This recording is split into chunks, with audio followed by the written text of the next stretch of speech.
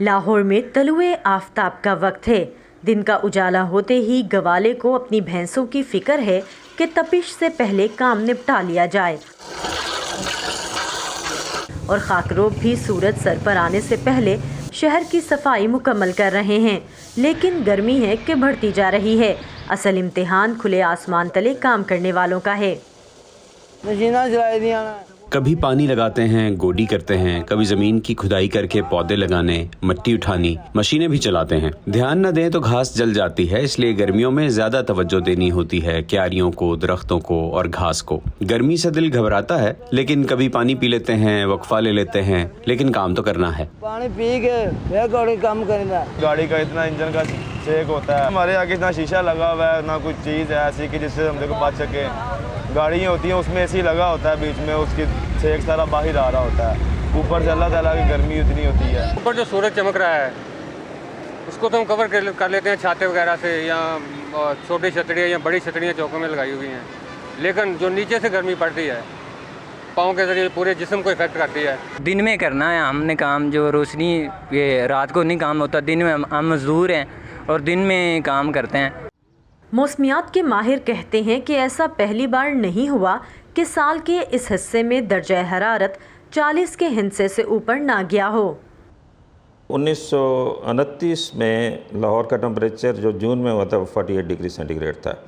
तो बाद में जो हाईएस्ट टेम्परेचर रिकॉर्ड हुआ 2007 में, वो भी 48 डिग्री सेंटीग्रेड था। तो आप देख लें कि गर्मियाँ पहले भी होती थी।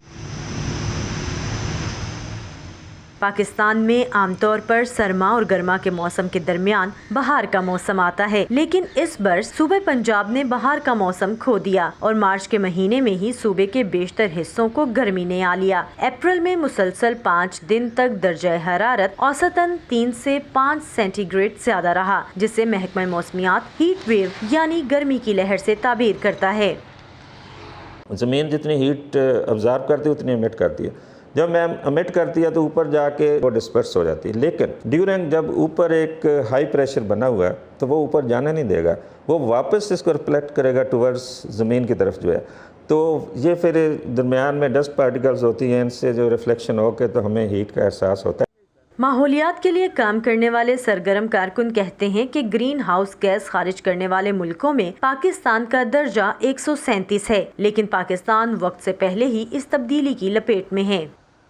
हमारा टेम्परेचर, हमारी जो टोपोग्राफी है वो इस तरह की है कि हम पर ज़्यादा इम्पैक्ट्स आ रहे हैं। हसनाबाद का एक ग्लेशियर मेल्ट हुआ, वो किस वजह से हुआ? अब यहाँ पर एमिशन, वहाँ पर तो इतनी ट्रैफिक नहीं है, तो फिर वहाँ पर कैसे हुआ? Because it's in the air, आपके एटमॉस्फेयर को इनगल्फ किया हुआ है इन मुख्तलिफ गैसेस ने। लेकिन माहिरीन कुदरती अवामिल से ज़्यादा इंसानी अवामिल को माहौलियाती तब्दीली की वजह मानते हैं।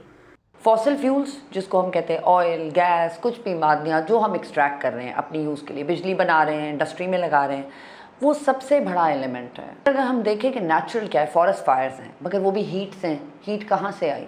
हमारी ही जनरेटेड एक्टिविटी से। वॉल्केनिक इरप्शंस होती हैं, लेकिन वो उन कंट्रीज़ में है जहाँ पर दैट्स फार फ्लंग पाकिस्तान से, बट जहाँ पर हो रही हैं उनके इम्पैक्ट हम तक आ रहे हैं।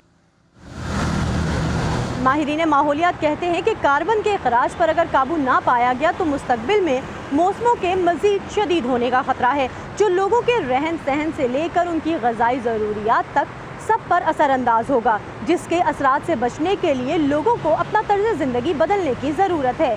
समन Khan, Voice of America, Lahore.